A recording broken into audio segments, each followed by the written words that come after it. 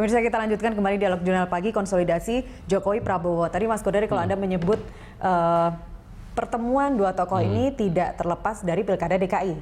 Artinya ada satu calon lagi dong yang harusnya didatangi. Tapi menurut Anda akan didatangi juga nggak? Akan ada konsolidasi nggak dengan SBY? Ya, diakui atau tidak, kalau saya melihat sekarang ini ada semacam jarak politik ya antara Pak Jokowi dengan Pak SBY.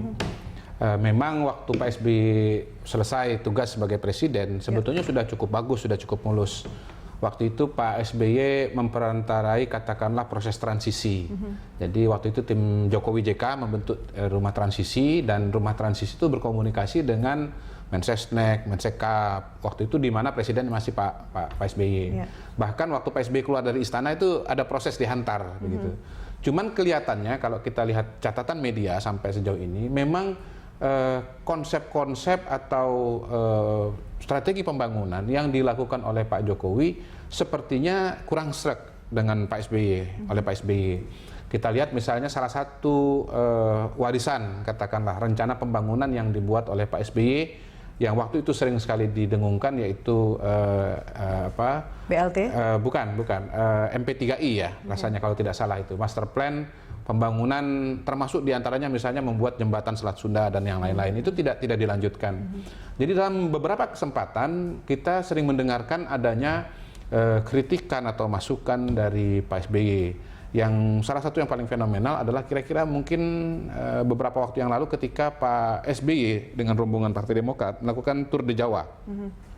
Nah, dalam beberapa pertemuan yang dilakukan oleh Pak SBY, ada banyak kritik-kritik yang dilontarkan, yang kemudian ada yang membaca sebagai balasan ya, dibalas oleh Pak Jokowi dengan datang ke Hambalang, mendatangi Wisma Atlet yang terbengkalai dan disebut sebagai mangkrak gitu. Nah, itu kan salah satu warisan Pak SBY juga, artinya program itu dimulai di zaman Pak SBY, lalu Menporanya juga dari Pak SBY, dan kita tahu bahwa kasus Hambalang itu memang menjadi salah satu problem bagi Partai Demokrat, karena ada banyak kader Demokrat, bahkan kader andalannya, termasuk di situ juga adalah bendara umum dan ketua umum yang tersangkut kasus hukum akibat kasus Hambalang itu. Jadi kalau kita lihat yang terjadi antara Pak SBY dengan Pak Jokowi ini memang bukan kedekatan, tetapi justru ada jarak begitu. Jadi, nah kenapa berbeda dengan Pak Prabowo? Barangkali Pak Prabowo mengirimkan sinyal yang lebih positif ya. Sinyal yang positif pertama misalnya, walaupun rival langsung bahkan di 2014, pada saat Pak Jokowi mau dilantik, Pak Prabowo datang gitu. Bahkan dengan Pak Hatta Rajasa. Nah, yang kedua, ketika Pak Jokowi mengalami permasalahan yang krusial, katakanlah misalnya waktu terjadi tarik-menarik mengenai calon Kapolri waktu itu, Pak Budi Gunawan, dan Pak Jokowi seperti dalam tekanan politik ya, termasuk dari katakanlah misalnya partainya sendiri.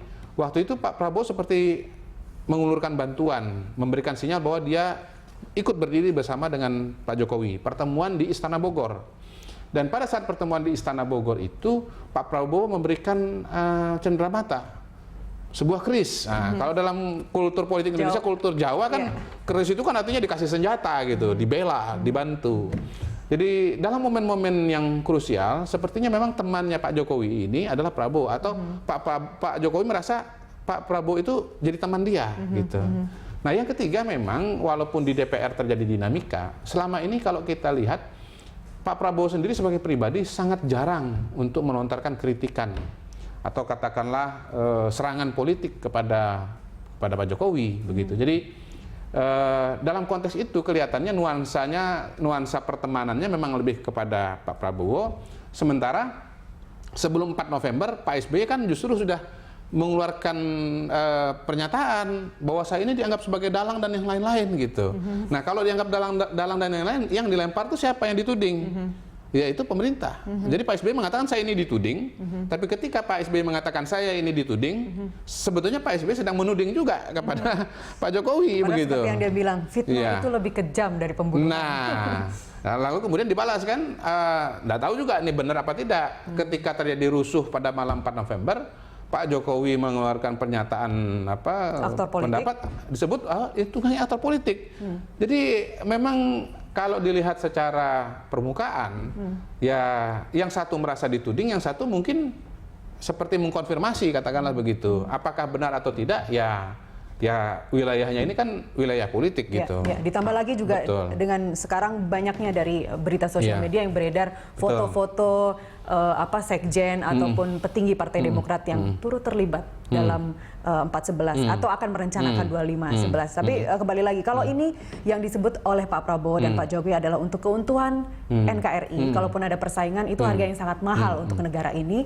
Apakah menurut Anda penting untuk melakukan pendekatan dengan Cikias? Jadi begini, hal ini disebut karena memang sekarang isu yang diangkat itu bukan isu korupsi, ya. Ingat kembali ke zamannya Gus Dur ya. Waktu zamannya Gus Dur itu dilengsarkan retorikanya itu retorika korupsi gitu. Walaupun salah satu motif yang terbesar adalah partai politik merasa tidak nyaman dengan perilaku politik Gus Dur. Gus Dur itu tiap hari cari musuh aja gitu. Di ini dipecat, di situ dipecat dan seterusnya gitu. Nah, pada hari ini retorika yang muncul ya, wacana isu yang berkembang di masyarakat itu adalah wacana SARA. Wacana SARA. Nah, wacana SARA ini memang sesuatu yang sangat sensitif, resikonya besar. Resikonya besar. Indonesia sudah punya pengalaman ya. Kita mengalami konflik komunal ya, konflik suku agama di Maluku Utara, di Kalimantan Tengah, di Kalimantan Barat dan seterusnya. Bahkan 98 juga ada yang melihat dari kacamata itu. Bagaimana pada tahun 98 kaum kalangan Tionghoa itu banyak yang menjadi sasaran, rumahnya, usahanya, perempuannya, sebagian lari ke luar negeri begitu. Jadi ada semacam katakanlah kewaspadaan bahwa kotak Pandora ini jangan sampai lepas lagi begitu. Jangan sampai dinamika politik ya yang diwarnai dengan retorika SARA akan menimbulkan gesekan yang ketika pada titik tertentu itu tidak tertahankan lagi, bukan cuma menjadi percikan tetapi menjadi ledakan gitu. Menjadi ledakan SARA, menjadi fenomena SARA, dan kemudian kalau itu sudah terjadi tentu saja yang akan lahir adalah ketidakpastian atau instabilitas keamanan, instabilitas politik, dan pada gilirannya instabilitas ekonomi. 4 November saja kan walaupun aman ya, sebetulnya kan aktivitas ekonomi sedikit banyak terganggu. Ya, contoh sajalah Plaza Indonesia yang notabene tidak jauh dari tempat itu tutup lebih cepat begitu. Dan pada hari itu pengunjungnya sangat sedikit. Bahkan sehari setelahnya saya ke sana itu jauh lebih sepi dibandingkan dengan sebelumnya. Ya, mungkin Glodok relatif tutup dan yang lain dan seterusnya begitu. Pengamanan sepanjang hari. Betul, pengamanan sepanjang hari. Orang tidak bisa beraktivitas masuk ke wilayah tersebut. Saya pada siang tanggal 4 November itu ada rencana bertemu dengan seseorang di daerah Tamrin. Ayo datang sini aja. Tapi teman saya bilang nggak bisa masuk, sudah ditutup begitu. Jadi itu aman. Kalau tidak aman bagaimana? Ya sekali lagi kita ingat bahwa kita pernah punya pengalaman dengan 98 ya.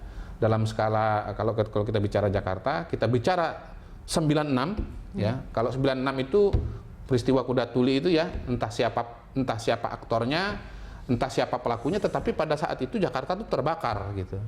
Dan 96 serta 98 itu lepas dari skenarionya dan lepas dari siapa pemainnya, kita melihat fenomena yang sama, pembakaran, ya, kebakaran, kerusuhan, penjarahan, dan ada korban manusia.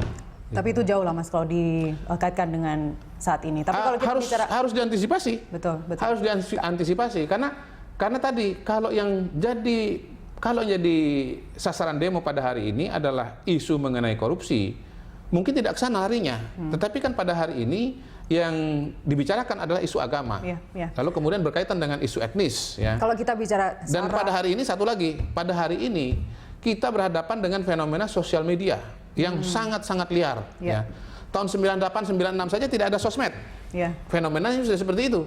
Bagaimana kalau pada hari ini, di mana sosial media sangat-sangat berpengaruh, dampaknya sangat luas, tentu risikonya untuk menjadi ledakan bom atom, bom nuklir SARA itu lebih besar. Jangan sampai. Kalau kita bicara pluralitas, bicara SARA, ada satu sosok yang kita rindukan bersama, Gus Dur. Kita lanjutkan dialog kita. Kami kembali saat lagi.